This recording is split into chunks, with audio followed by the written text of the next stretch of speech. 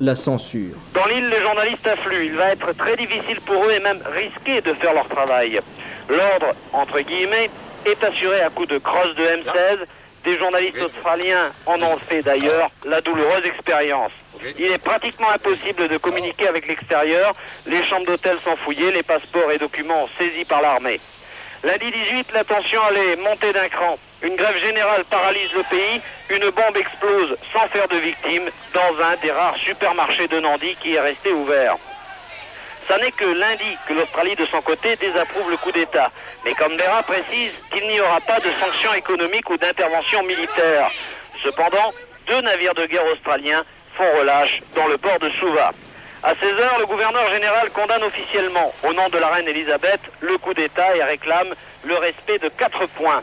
Le retour de l'armée dans les casernes, le rétablissement de la liberté d'information, la libération des membres du gouvernement Bavadra et le retour à la démocratie parlementaire.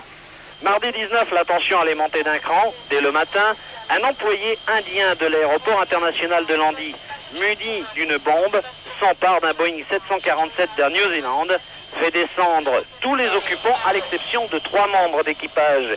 Il menace de faire sauter l'avion si le gouvernement Bavadra n'est pas libéré tout de suite. L'homme veut emmener sur le champ le docteur Bavadra en Libye.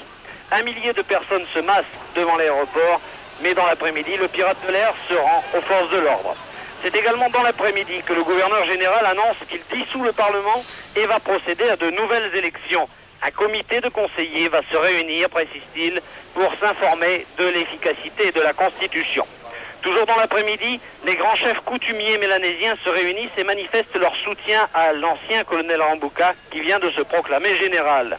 Enfin, à 23h, c'est la grande nouvelle, les membres du gouvernement Bavadra ont été libérés, ils sont en bonne santé et se considèrent toujours comme le gouvernement légal.